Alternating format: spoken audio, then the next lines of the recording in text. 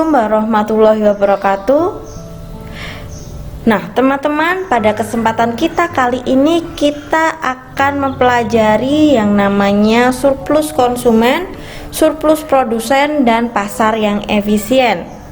Untuk lebih lengkapnya lagi, marilah kita mulai mempelajari materi kita kali ini, yang kita mulai dengan mempelajari surplus konsumen.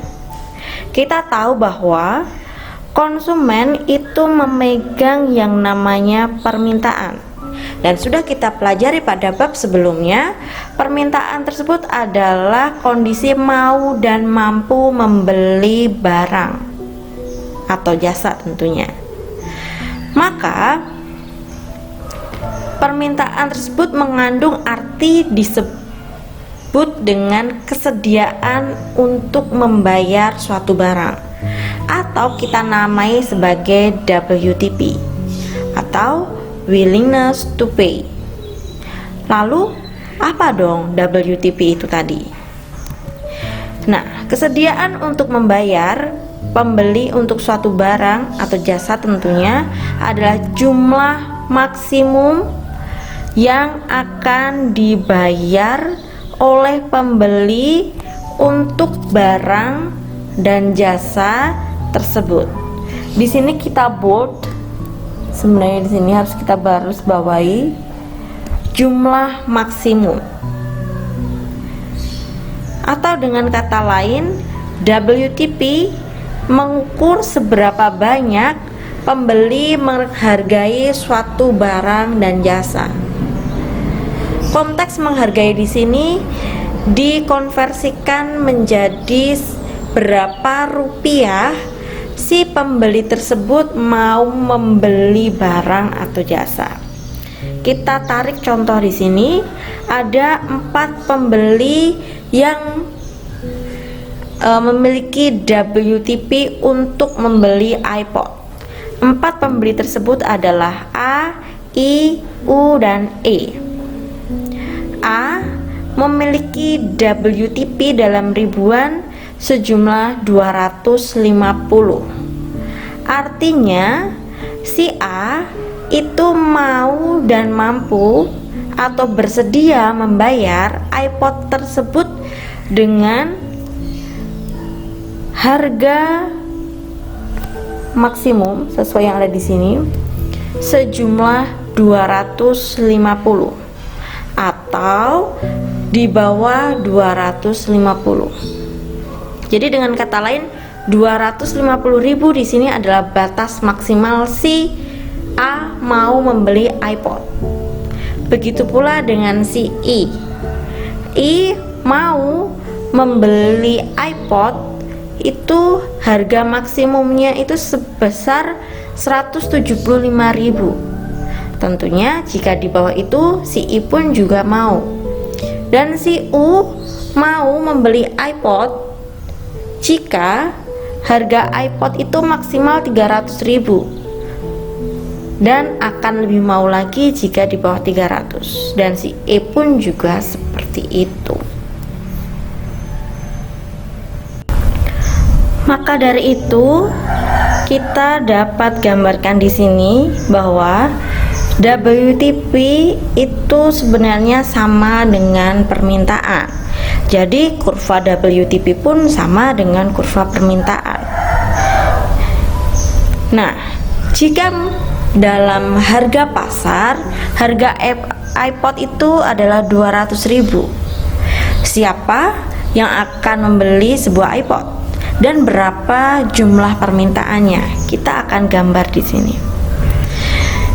Mengambil data yang di awal tadi, jika A memiliki WTP 250, I 175, U 300, dan E 125. Maka di sini jika harga iPodnya adalah 200, maka yang akan membeli iPod tersebut tentunya hanyalah si A dan U. Sedangkan I dan E itu tidak. Kenapa? Karena WTP si I dan E itu di bawah 200, sedangkan A dan U itu di atas 300. Maka quantity of demand-nya, jika harga iPod itu 200, maka permintaannya hanyalah 2 unit saja, yaitu permintaan A dan U.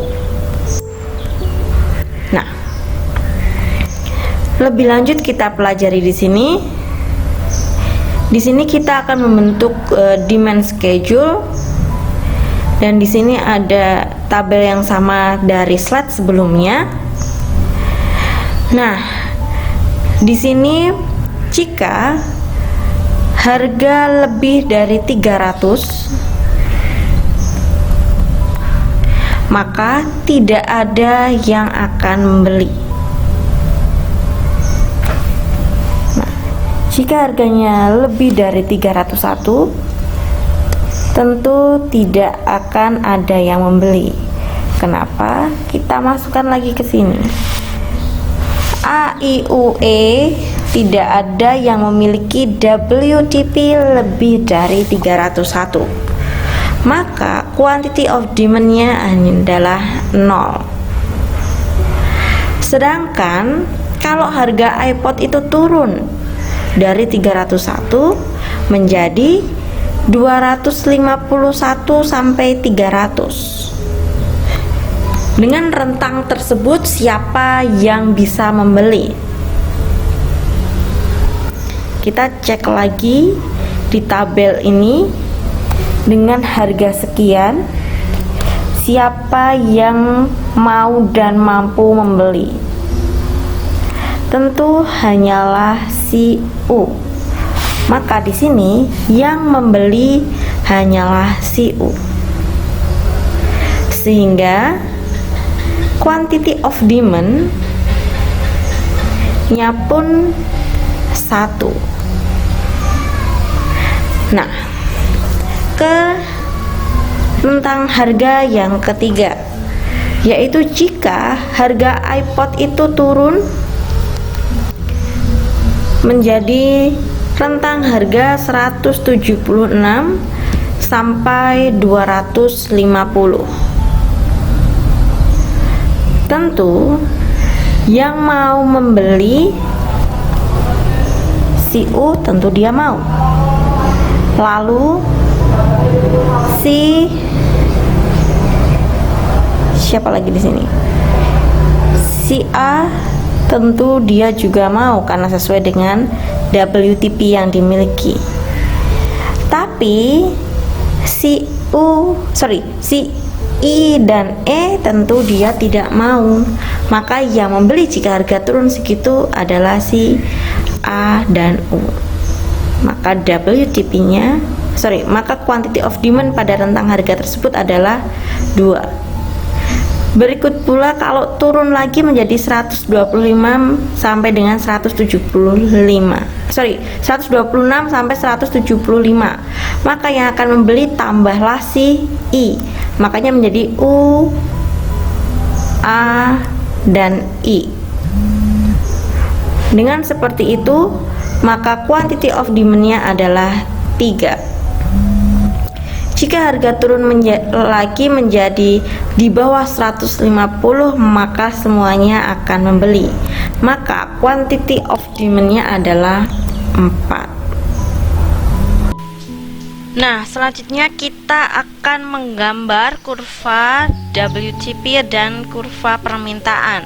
Sebenarnya bukan danding, tapi itu sebenarnya kurva yang sama, karena kita tahu bahwa WTP itu sendiri adalah permintaan.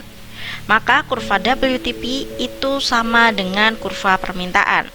Nah, di sini kita akan menggunakan tabel yang baru, yaitu tabel yang sudah kita analisis tadi. Menggunakan tabel yang ini, ketika harganya lebih dari 301 tentu tidak akan ada yang mau membeli, dan jika harganya turun dari 251 sampai dengan 300 tentu akan ada yang beli, yaitu si U. Selanjutnya jika harga turun lagi tentu akan lebih banyak lagi yang akan membeli. Dari ketika harga turun dari 176 sampai 200, tentu si A pun jadi bersedia untuk membeli iPods. Jika harga turun lagi tentu ditambah lagi si I dan seterusnya sampai si E pun juga mau dan mampu atau bersedia untuk membeli iPods.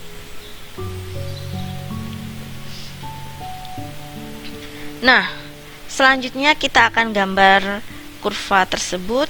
Nah, di sini adalah media untuk menggambar kurva WTP atau kurva permintaan tersebut, dan kita mengambil tabel yang baru tadi, kita pindahkan di sini.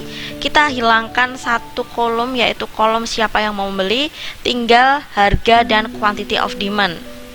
Sudah kita pelajari tadi di awal, kenapa pokok angkanya 0?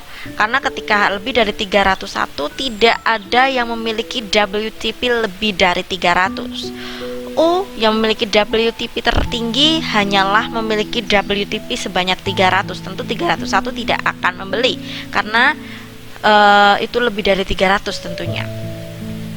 Dan ketika harga turun menjadi 251 sampai dengan 300, tentu hanya satu yang mau membeli, yaitu si U, dan seterusnya. Langsung saja kita gambarkan dalam kurva WTP tadi. Kita mulai dari harga 350 atau harga di atas 301. Misalnya saja di sini adalah 301, maka sepanjang garis ini dari harga, misalnya di sini adalah price and this is quantity of demand and this is zero atau titik origin.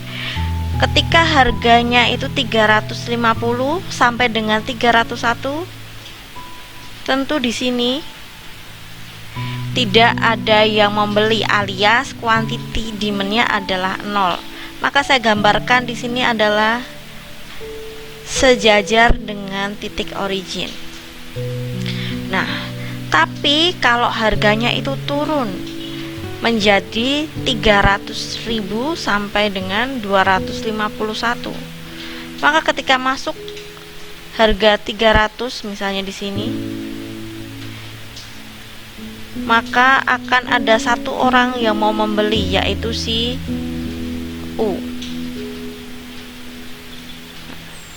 Sampai mana membelinya?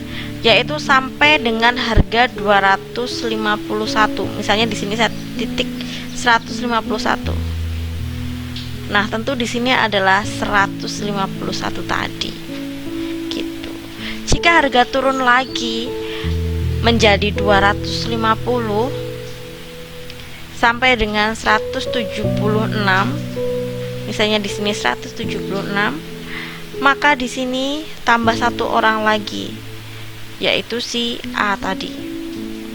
Maka di sini tambahan si U, tambahan si A. Sampai kapan? Sampai harganya itu 176. Dan ketika harga turun lagi, maka tambah lagi karena di sini ada tambahan si I. Sampai 125. Pardon me. Di sini misalnya. Sorry. Dan ketika harga turun lagi, maka tambah semuanya bisa membeli, yaitu quantity of demand-nya menjadi 4. Sorry, gambar saya tidak terlalu rapi di sini. Maka kalau mau rapinya di sini, ketika tidak ada yang mau beli karena lebih tinggi dari WTP, maka di sini ada zero. Ketika harga turun lagi, jadi mampu membeli. Dan ketika harga turun lagi, maka si A pun jadi mau membeli. Ketika harga turun lagi, maka si I pun jadi mau membeli. Dan ketika harga turun lagi, maka yang satunya pun juga membeli. Totally ada 4 quantity of demand jika harga tersebut di bawah 125. Nah, selanjutnya kenapa kok kurvanya permintaan atau WTP ini seperti anak tangga? Ini ada reasonnya di belakang. Dikarenakan di sini hanya ada 4 pembeli saja, maka terlihat seperti anak tangga. Karena 4 anak tangga ini menggambarkan pertambahan satu persatu WTP dari total permintaannya. Tapi ketika di pasar yang sebenarnya itu kan banyak sekali permintaan, tidak hanya dalam puluhan, mungkin ratusan, maka tangga-tangga ini sedikit akan kelihatan kecil-kecil sekali, maka akan terlihat seperti kurva dengan garis lurus. Nah, kurva WTP dan kurva permintaan tersebut itu seperti yang sudah kita gambarkan tadi. Pada anak tangga tertinggi itu adalah WTP untuk U, selanjutnya adalah WTP untuk A, selanjutnya WTP untuk I, dan WTP untuk E. Nah, setiap Q tinggi kurva permintaan adalah WTP dari pembeli marginal, pembeli yang akan meninggalkan pasar jika P lebih tinggi. Misalnya E tadi memiliki WTP sebesar 125. Nah, jika harga naik menjadi 175 misalnya, tentu di sini si E ini menjadi tidak bersedia untuk membeli iPods lagi. Maka di sini ketika harga naik menjadi 175, maka pembeli iPods hanyalah 3, yaitu U, A, dan I. Artinya ada satu orang pembeli yang akan meninggalkan pasar. Pembeli tersebut adalah si E. Nah, selanjutnya kita akan membahas mengenai consumer surplus atau disebut CS. Surplus atau biasanya kita terjemahkan menjadi suatu keuntungan. Maka kita bisa membayangkan surplus konsumen atau consumer surplus tersebut seperti apa, atau kalian itu akan merasa untung jika terjadi kondisi yang seperti apa. Nah, untuk lebih jelasnya lagi kita definisikan consumer surplus tersebut. Consumer surplus adalah jumlah yang bersedia dibayar pembeli dikurangi dengan jumlah yang sebenarnya dibayar pembeli. Artinya apa? Kita itu sebagai pembeli akan merasa untung jika kita itu memiliki WTP yang lebih tinggi daripada harga yang kita bayarkan. Tadi di depan kita sudah bahas bahwa WTP itu adalah kesediaan kita membayar atau penilaian kita terhadap suatu barang. Jika ketersediaan kita untuk membeli suatu barang itu lebih tinggi daripada harga pasar, tentu kita tuh merasa akan dikatakan surplus atau untung. Sehingga di sini surplus konsumen itu didapatkan dengan cara jika digambarkan dalam matematis, yaitu jumlah WTP dikurangi dengan harga yang dibayarkan oleh pembeli. Untuk lebih jelasnya kita misalkan seperti di bawah ini.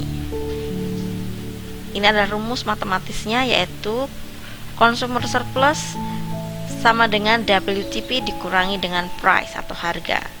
Nah, kita ambil tabel yang di awal tadi, WTP dari A, I, U, E. Jika harga ditetapkan dalam pasar itu sebesar 260.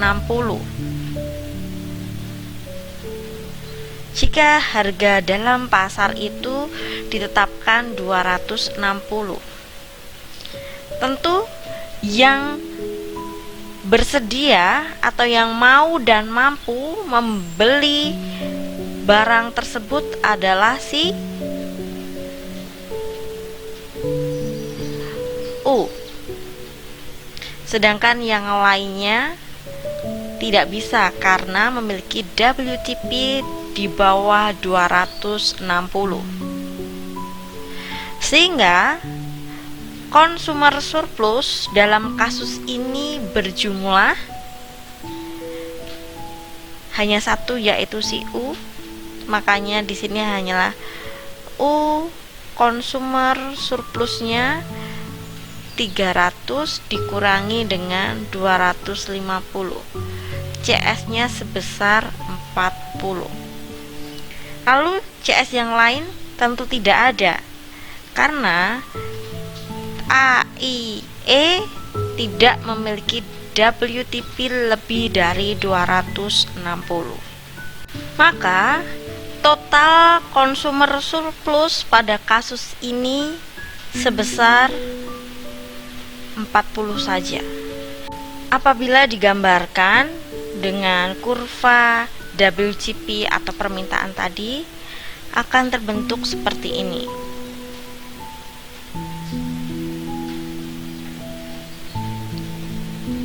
Dengan harga 260 maksud saya sebesar ini, maka kurva yang ada gambar hijau itu menunjukkan area surplus konsumen, sehingga U surplus konsumennya 40, dan itu pun menjadi total konsumen surplus karena hanya ada U yang bisa membelinya. Nah, contoh lainnya, jika harga turun dari 260 menjadi 220 di sini, maka sekarang ada dua yang berhasil membeli, yaitu si U dan si A. Kita tahu tadi surplus konsumen itu didapat dari WTP dikurangi oleh price. Maka ketika 300 WTP si U dan price-nya itu 220, maka consumer surplusnya menjadi 80. Jika harga turun dari 260 menjadi 220, maka consumer surplus dari U sekarang menjadi 80. Dan ternyata ketika harga turun tersebut, maka A pun juga mau dan mampu atau bersedia membeli dengan consumer surplus sebesar 250 WTP dari A dikurangi dengan 220, yaitu 30.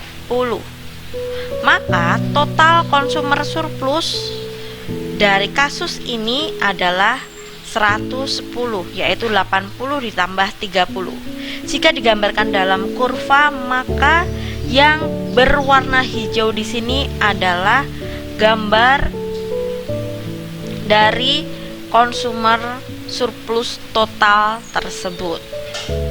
Jadi apabila kita hilangkan yang namanya perhargaan di sini, atau dengan kata lain harga itu sama dengan 0, tentu di sini semua ini yang di bawah kurva WTP yang hitam ini adalah area consumer surplus, atau dengan kata lain di bawah kurva yang hitam ini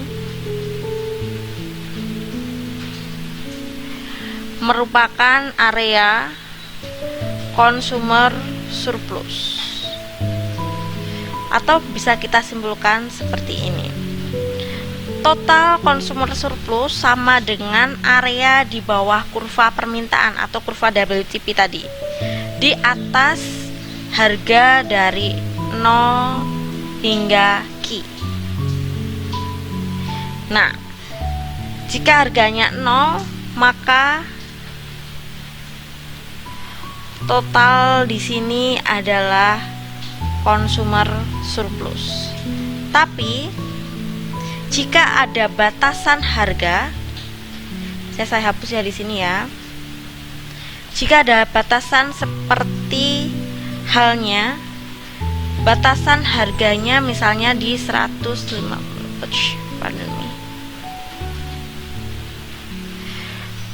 ketika harganya di sini adalah 150, maka consumer surplus itu di bawah kurva permintaan ini dan di atas harga yang telah ditentukan, maka area ini adalah area total consumer surplus. Get this point, guys. Nah, kita akan beralih jika kalau ini tadi kenapa patah-patah atau berbentuk kayak anak tangga itu kan karena pembelinya sedikit. Kita akan berpindah jika yang terjadi adalah memiliki banyak pembeli dalam kurva permintaan, maka sudah tidak lagi dalam bentuk anak tangga tapi dalam bentuk kurva yang garis lurus. Misalnya adalah permintaan sepatu. Ini adalah kurva yang ini. Saya ulangi lagi, di sini adalah kurva demand. Kurva demand itu sama dengan kurva WTP tadi anak ya. Tapi kenapa tadi patah-patah dan di sini garis lurus, Bu? Saya ulangi lagi karena tadi ketika patah-patah itu karena pembelinya cuma 4. A, I, U, E. Sedangkan di sini asumsinya adalah permintaannya atau pembelinya itu banyak. Sehingga patah-patah tadi itu tidak terlihat sehingga menjadi hanyalah garis lurus atau kurva permintaan yang biasanya kita pelajari itu. Oke, gengs, kita lanjutkan lagi ya di sini. Nah, dimisalkan ketika Q sama dengan 5, pembeli marginal bersedia membayar sebanyak 50.000 untuk sepasang sepatu. Jadi 5 pembeli ini itu tuh memiliki atau bersedia membayar itu 50.000. Saya ulangi lagi, ada 5 pembeli di sini dengan masing-masing WTP-nya 50.000. Jadi enggak 5 orang itu total 50.000 ya, tapi masing-masing pembeli memiliki WTP sebesar 50.000. Nah, lalu misalnya jika harga dari sepatu tersebut tuh hanyalah 30.000, maka customer surplus per satu orang itu tentunya memiliki sebesar 20.000. Jika digambarkan akan seperti ini. Nah, per satu orangnya. Nah, jika kasus ini saya tarik ke sini dengan asumsi yang sama, di sini kita sudah tahu kalau area CS atau surplus konsumen itu berada di atas penetapan harga dan di bawah kurva demand dari 0 sampai dengan Q ini. Maka ketika harga sepatu tadi 30.000 seperti ini, saya misalkan dalam kurva ini adalah 30.000, maka permintaannya sebesar 15 sepatu. Nah, kalau kita ngambil konsep dengan consumer surplus, areanya itu kan di atas harga, ini harga, dan di bawah kurva demand. Ini kurang ya, di atas harga dan di bawah.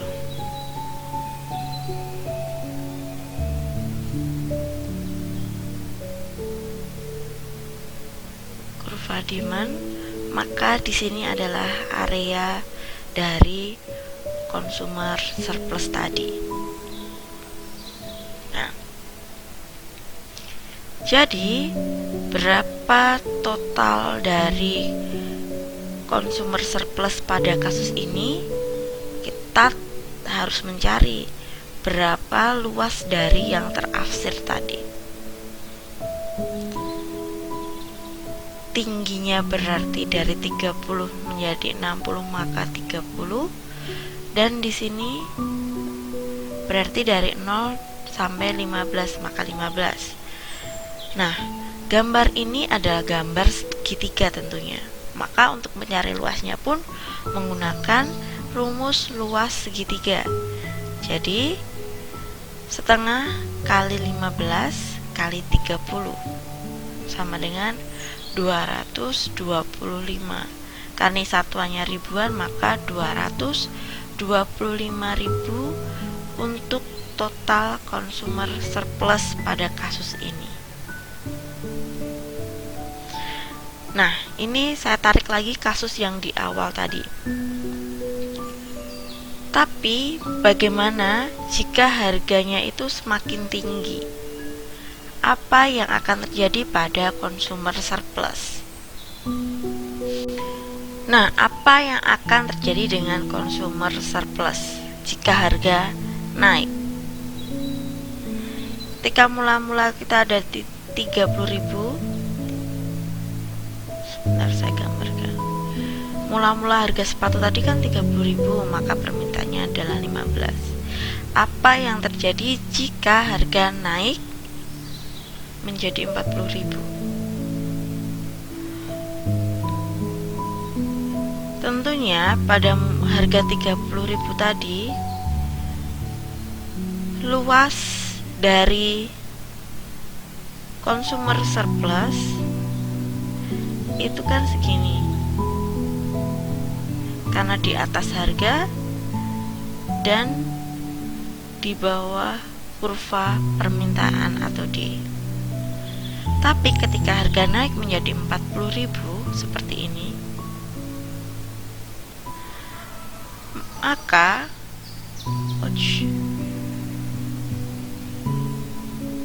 tentunya dari total consumer surplus itu akan berubah. Saya ganti menjadi lebih sedikit. Hanyalah yang saya afsir dengan warna biru ini. Nah, dengan seperti itu maka akan terjadi pengurangan consumer surplus. Terbukti bahwa luas segitiganya pun semakin kecil. Kita cermati lagi. Ternyata yang awalnya itu 15, sepatu yang akan diminta jika harganya 30.000, sekarang ketika harganya itu 40.000 naik di sini menjadi permintaannya turun dari 15 menjadi 10, sehingga ada area yang ditinggalkan, atau di sini adalah pengurangan dari si consumer surplus tadi. Jika kita amati, di sini ada dua area. Di sini adalah area pertama dan di sini adalah area kedua.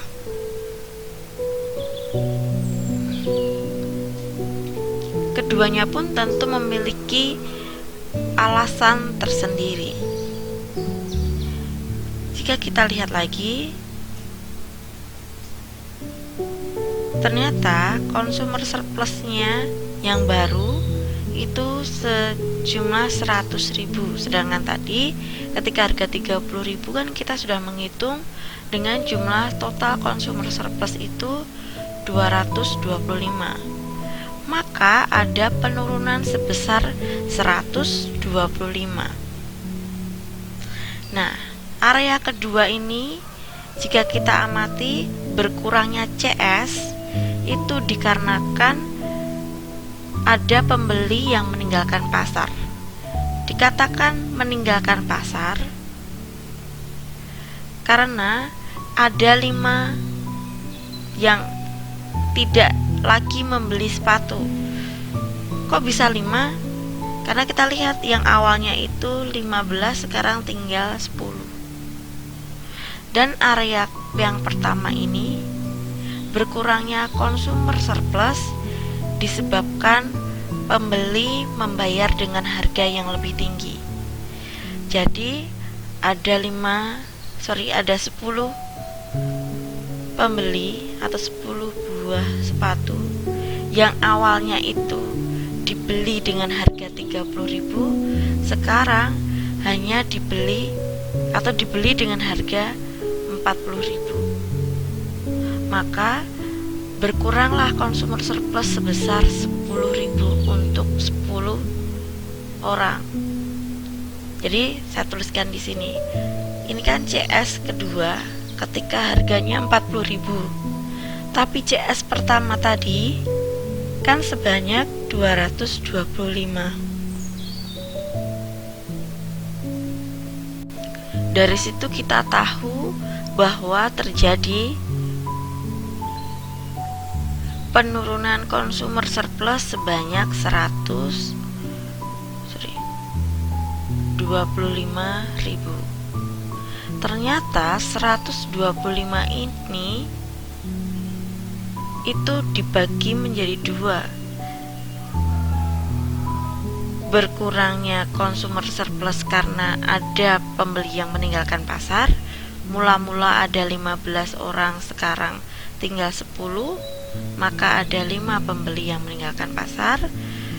Lalu sebab kedua, ada pembeli yang membayar dengan harga yang lebih tinggi, yaitu sebanyak 10 pembeli yang masih bertahan, yang awalnya itu membayar sebanyak 30.000, sekarang harus membayar sebanyak 40.000, sehingga consumer surplus dari 10 orang tadi itu turun 10.000 per satu orangnya. Maka kalau 10 orang, turunnya itu adalah 100.000. Lalu yang ini tadi, yang CS turun karena meninggalkan pasar, maka di sini ada 5 pembeli dengan tingginya ini adalah 10.000. Karena ini luas segitiga lagi, maka 5 kali 10, 50 dikali setengah, maka 25.000.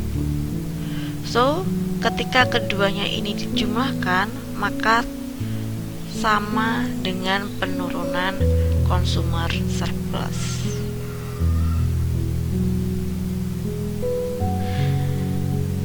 Oke, sudah jelas dari pembahasan kita tadi.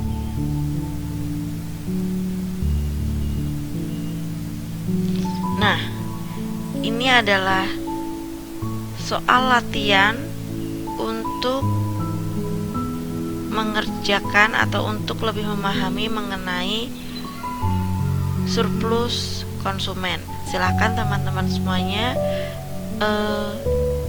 mengerjakan soal tersebut.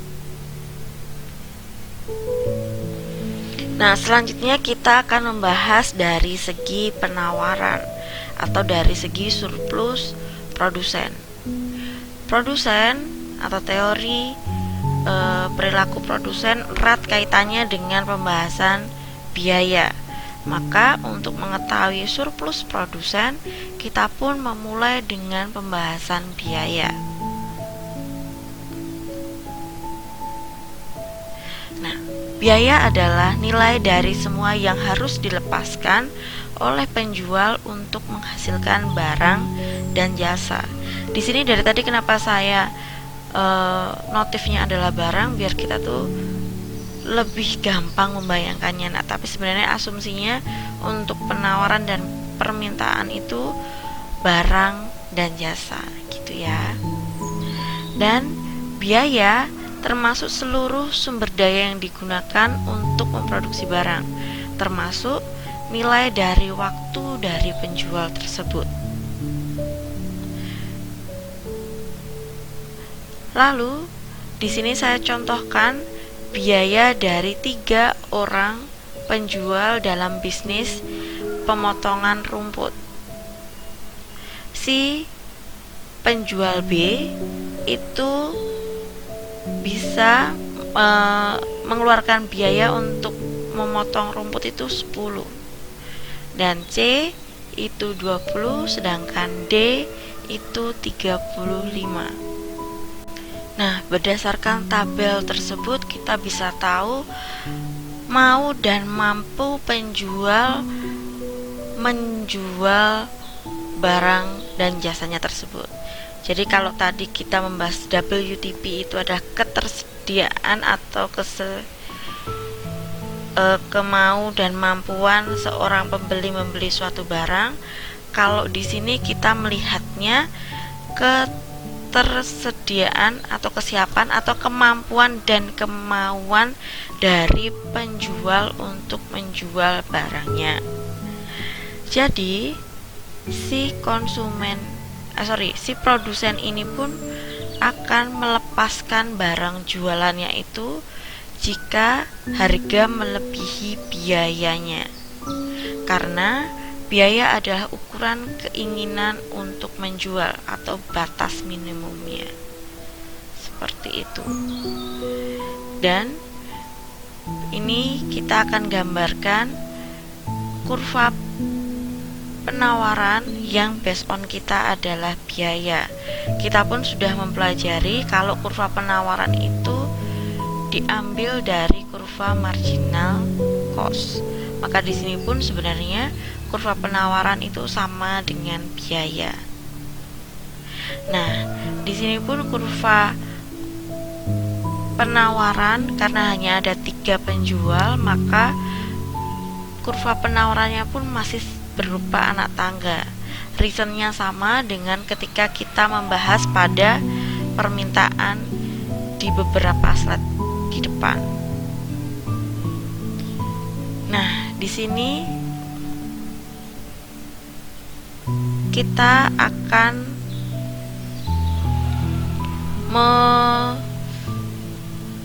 membuat tabel baru yang diambil dari tabel yang sebelumnya. Di sini B itu 10, C 20, dan D 35. Kita lihat di sini. Maka ketika harga di pasar itu tuh kurang dari 9, tentu tidak akan ada yang mau menjual, karena batasan di sini yang paling murah itu kan si B. Si B pun untuk melakukan atau menjual jasa pemotongan rumput itu tuh minimal 10. Jadi kalau harganya di bawah 9, tentu tidak akan ada yang mau menjual.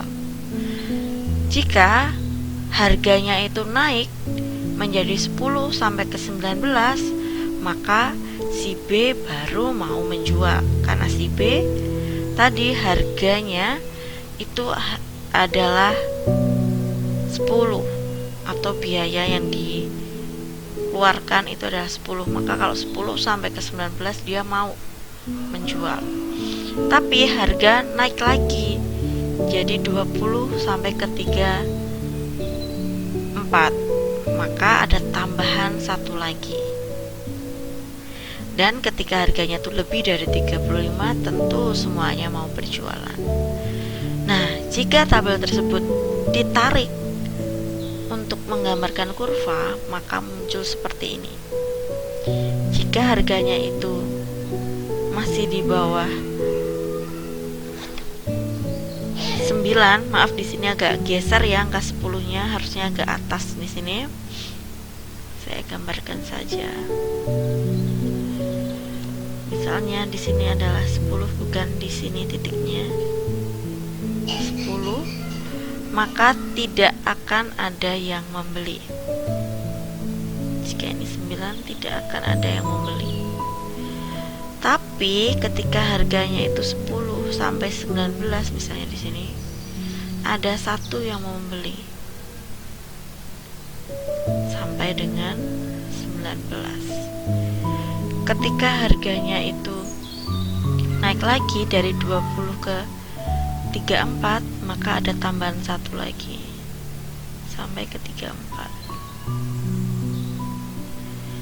Jika naik lagi maka tambah 1 lagi. Jika harganya itu lebih dari 35, maka seluruhnya atau ketiga penjual tadi mau berjualan. Untuk lebih rapinya seperti ini. Gini ya nak ya. Dan selanjutnya kita akan mencari marginal dari penjual. Kita gambarkan tadi kurva yang seperti anak tangga. Ambil dari kurva dalam slide yang sebelumnya tadi. Mula-mula yang mau berjualan itu adalah si B karena dia tuh memiliki biaya yang paling murah sendiri. Lalu si C dan terakhir si D.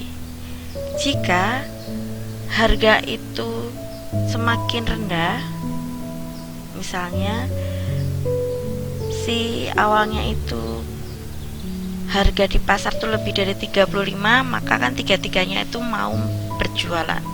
Tapi ketika harga dari pasar itu semakin rendah, yang awalnya itu 40, sekarang tinggal 39 misalnya.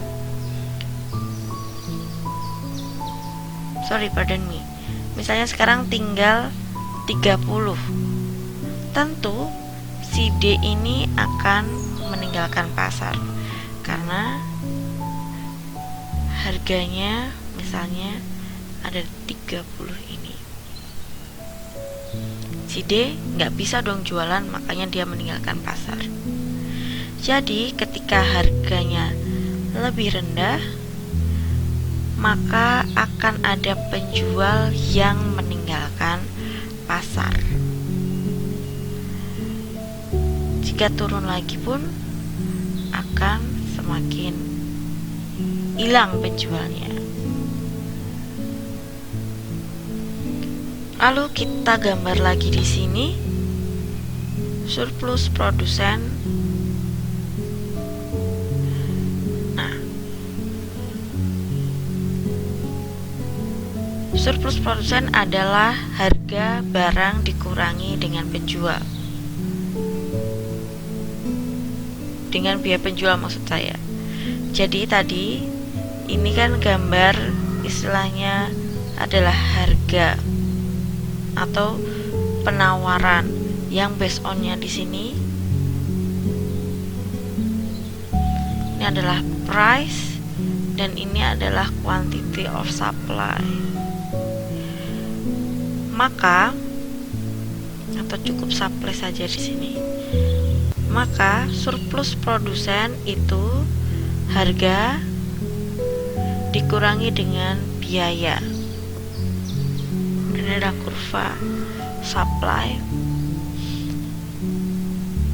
Nah, saya misalkan di sini jika harganya itu adalah 25, maka hanya si B dan si C yang mau membeli. Dan D tidak mau membeli karena memiliki biaya yang lebih tinggi dari 20. Bukan membeli tapi menjual. Maafkan saya. Jadi ketika harganya 25, maka yang mau menjual barang itu hanyalah si B dan si C. Sedangkan D tidak mau berjualan karena biayanya itu lebih tinggi daripada harga yang berlaku. Maka surplus produsen si B itu 15. Karena si B tadi kan mengeluarkan biaya itu hanyalah 10. Sehingga kalau harganya 25, maka 25 dikurangi 10 tentunya menjadi 15. Dan si C itu 5, karena si C tadi biayanya adalah 20, maka dia punya produser surplus sebanyak 5. Dan si D tentu dia tidak memiliki surplus karena dia tidak berjualan dikarenakan biayanya lebih tinggi daripada harga. Dengan seperti itu maka total PS itu sebanyak 20. 15 tambah 5. Maka dapat disimpulkan bahwa area dari si PS itu berarti tentunya bukan di sini. Ini salah, karena ini adalah area yang tidak berjualan. Maka area PS itu ada di sini. Atau dengan kata lain, di bawah harga pasar dan di atas kurva supply. Jadi saya ulang lagi, area total PS ada di bawah harga, penentuan harga, dan di atas kurva S atau kurva supply. Kesimpulannya di sini.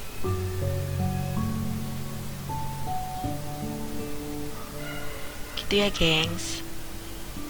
Kita tahu bahwa kenapa kurva yang di depan tadi seperti anak tangga, karena penjualnya itu hanya sedikit, yaitu hanya 3 orang penjual. Sedangkan seperti pada kasus di permintaan pada awal pembahasan kita ini, kurvanya menjadi smooth atau lurus, tidak seperti anak tangga dikarenakan jumlah penjualnya yang semakin banyak.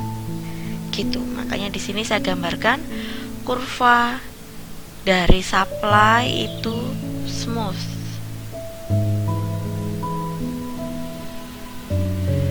Nah, saya misalnya di sini adalah harganya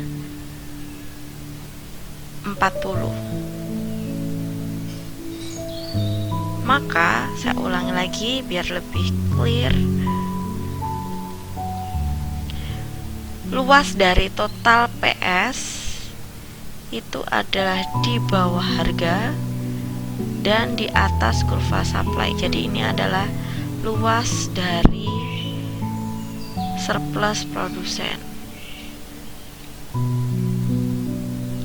Maka total dari PS ini adalah di sini dari 15 ke 40 yaitu 25, dan di sini pula jumlah penjualnya itu adalah 25. Maka 25 kalian bisa hitung sendiri, setengah kali 25 kali 25 yaitu total dari PS.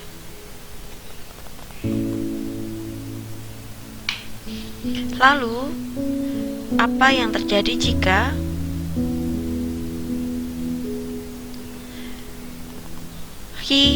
pada Q15, maka biaya marginalnya itu 30.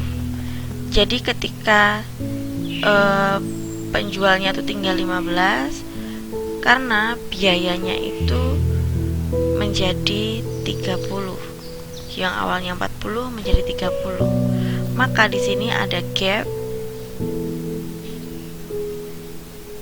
atau penurunan biaya sebanyak 10 per satu orangnya. Maka kalau kita tarik di sini gambar tadi, sini perhitungan dari luasnya, maka total dari PS tadi sebanyak 312,5 yang terarsir warna kuning tadi. Nah, apa yang terjadi jika ada penurunan harga?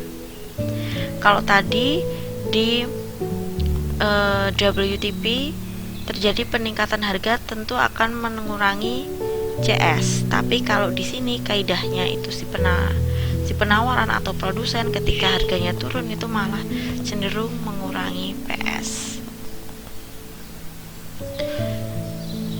Nah, ini ini adalah area yang terarsir tadi. Di sini adalah PS mula-mula.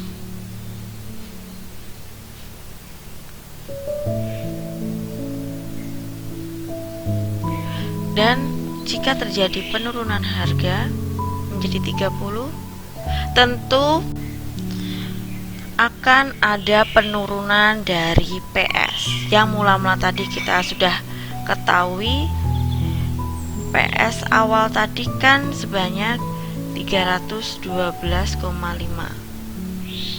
Nah, jika terjadi penurunan harga dari 40 menjadi 30, tentu di sini ada area yang tertinggalkan, sehingga PS-nya, luasnya itu hanyalah yang ada di sini sekarang.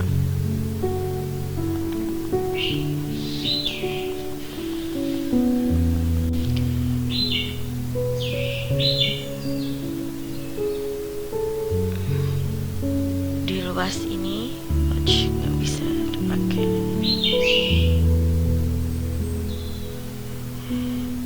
Nah, sehingga di sini pun akan muncul dua area pertama dan area kedua, yang menjadi alasan penurunan dari si PS tadi.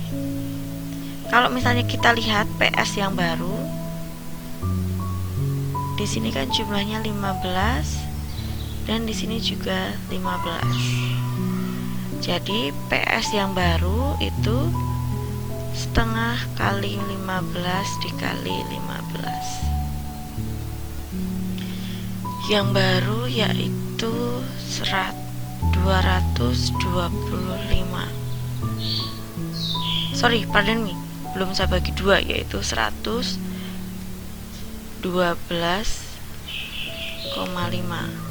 Maka ada penurunan sebanyak 200 PS-nya. 200 itu diambil dari mana kontribusinya? Yaitu ada dua area pertama di sini dan area kedua. Perhitungan yang saya tuliskan di sini itu salah ya nak ya, yang benar yang di sini. Nah, area yang pertama tadi yaitu ini, PS berkurang dikarenakan penjual itu meninggalkan pasar. Yang mulanya itu adalah 25, sekarang tinggal 15. Maka ada 10 penjual yang meninggalkan pasar. Lalu area yang kedua yaitu berkurangnya PS disebabkan penjual menerima harga yang lebih rendah, sehingga tentunya PS-nya menjadi turun. Yang awalnya itu dari 40 sekarang harganya 30, maka ada penurunan sebesar 10.000. Hal itu dialami oleh 15 produsen yang masih bertahan. Maka tadi ada 200 penurunan PS, itu kontribusinya dari yang pertama ini ada 15 penjual yang masih bertahan itu mengalami penurunan PS per satu orangnya itu adalah 10.000, maka penurunannya totalnya adalah 150.000. Dan ada 10 penjual yang meninggalkan pasar karena harganya turun tadi, dengan tingginya adalah 10.000 di sini 10, dengan luasnya di sini adalah segitiga, maka setengah kali 10 dikali 10 maka 50.000. Maka kalau ini dijumlahkan jadilah yang 200 gitu. Nah, untuk lebih jelasnya silahkan kalian kerjakan soal latihan ini. Oke, nanti pembahasannya akan saya bikinkan video pembahasan terpisah dari pembahasan materi ini. Nah, sekarang kita gabungkan antara CS dan PS sehingga muncullah yang namanya total surplus. Di sini CS adalah WTP dikurangi dengan price, keuntungan pembeli dari partisipasi di pasar, dan PS itu adalah price dikurangi dengan cost. Nah, jika keduanya kita gabung atau kita jumlahkan, berarti kan total surplus itu kan penjumlahan CS dan PS ya. Ini kita jumlahkan, maka di sini negatif price dan di sini adalah positif price. Maka jika ini kita silangkan, lebur menjadi total surplus itu adalah WTP dikurangi dengan cost, seperti ini. Nah, ini adalah alokasi sumber daya pasar. Dalam ekonomi pasar, alokasi sumber daya itu terdesentralisasi, sehingga tidak ada, karena ini adalah asumsinya untuk sistem perekonomian kapitalis ya, atau pasarnya itu adalah pasar bebas, maka tidak ada campur tangan dari pemerintah, sehingga pasar itu adalah terdesentralisasi. Artinya tidak ada yang mengomando. Yang mengomando adalah pelaku-pelaku ekonomi yang terlibat dalam pasar tentunya. Sehingga apapun itu ditentukan oleh interaksi banyaknya pembeli dan banyaknya penjual yang tertarik masuk ke dalam pasar. Nah, apakah alokasi sumber daya pasar diinginkan, atau apakah alokasi sumber daya yang berbeda akan membuat masyarakat menjadi lebih baik? Untuk menjawab ini, kita akan menggunakan surplus total sebagai ukuran kesejahteraan masyarakat dan mempertimbangkan apakah alokasi pasar itu efisien atau tidak. Tapi sini saya kasih bold ya, yaitu tetap peduli tentang kesetaraan meskipun fokus di sini adalah pasar efisiensi. Ya biar nggak terlalu kapitalis banget lah ya. Karena selain kita mempelajari mikro, kita juga harus mempelajari kerakyatan, gitu ya, gengs. Nah, di sini adalah kita akan memulai dengan pasar efisiensi. Kita tahu kalau surplus tadi, total surplus adalah CS plus PS, sehingga WTP dikurangi C. Kalau kita ringkas rumusnya, maka sebuah alokasi sumber daya yang efisien jika terjadi total surplus yang maksimal. Sehingga efisien adalah barang yang dikonsumsi oleh pembeli memiliki WTP yang tinggi dan barang diproduksi oleh produsen dengan biaya yang rendah. Itu adalah efisien. Naik atau turunnya jumlah dari barang tidak akan menambah atau mengurangi total surplus. Kita akan lihat di pembahasan selanjutnya. Nah, di sini adalah gambar dari pasar, yaitu ada supply dan ada demand. Dan kita tahu tadi areanya dari si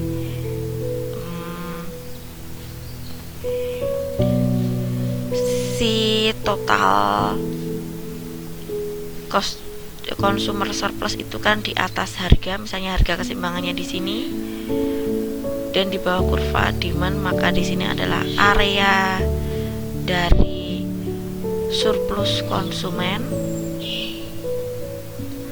Dan kita tahu juga tadi kalau area untuk total surplus produsen itu di bawah harga tapi di atas kurva supply, maka areanya ada di sini. Jadi yang orange itu adalah surplus konsumen dan yang ungu adalah surplus produsen. Nah, Setiap pembeli tentu menggunakan WTP memiliki WTP di atas atau sama dengan 30, maka mereka akan membeli. Di sini, gengs, mereka akan membeli. Dan setiap pembeli tentunya yang di bawah, yang WTP-nya kurang dari 30, dia tidak akan membeli. Sehingga pembeli yang memiliki WTP paling tinggi sehingga pembeli yang memiliki WTP paling tinggi maka yang akan mengkonsumsinya. Paling tinggi itu yang di atas 30 gitu. Nah, kalau kita lihat dari yang si produsennya, maka jika penjual itu memiliki kos atau biayanya itu di bawah dan sama dengan 30, maka dia akan produksi. Jika sebaliknya, tentu dia tidak akan produksi. Sehingga penjual yang memiliki C paling rendah maka tentunya akan memproduksi, atau yang di bawah 30 tadi tentu akan produksi. Jika keduanya itu kita pertentangkan, maka keseimbangan itu tuh kan ada di Q-nya adalah 15 dengan harganya adalah 30. Maka jika sekarang Q-nya itu menjadi 20, yang awalnya di sini adalah 15 sekarang menjadi 20, maka biayanya itu menjadi 35. Sedangkan WTP-nya tadi itu hanya sebesar 20. Kenapa 20? Karena ada di sini nih. Jadi dengan biaya 35, tapi pembeli itu hanya WTP-nya adalah 20. Apakah ada yang akan membeli? Tentu tidak ada. Mereka cenderung pasar itu tidak akan ada yang membeli. Maka ketika Q-nya ditambah, misalnya kita akan mencari keuntungan yang lebih dengan meningkatkan Q, tentu sama aja tidak akan ada yang membeli karena harganya terlampau tinggi. Seperti itu. Maka kita simpulkan bahwa pasar yang efisien itu yang ada pada titik equilibrium, artinya ketika supply bertemu dengan demand, yaitu ketika Q-nya adalah 15. Nah, di sini kita simpulkan apakah equilibrium Q memaksimalkan total surplus, yaitu kualitas equilibrium pasar memaksimalkan total surplus. Pada kuantitas lainnya dapat meningkatkan surplus total dengan bergerak menuju keseimbangan pasar. Nah, di sini ada teori Adam Smith yang menjawab reason kenapa hal itu bisa terjadi. Kalian bisa baca sendiri, tapi di sini dapat disimpulkan karena adanya invisible hands. Maka di sini ada juga teori mengenai pasar bebas versus terpusat. Kalian bisa pelajari sendiri di sini reasonnya. Kesimpulannya pun seperti ini. Nah, terima kasih sudah memperhatikan dan mencermati teori mengenai surplus total yang berasal dari consumer surplus dan producer surplus. Semoga pembelajaran ini dapat memberikan manfaat bagi kalian. Terima kasih. Wassalamualaikum warahmatullahi wabarakatuh.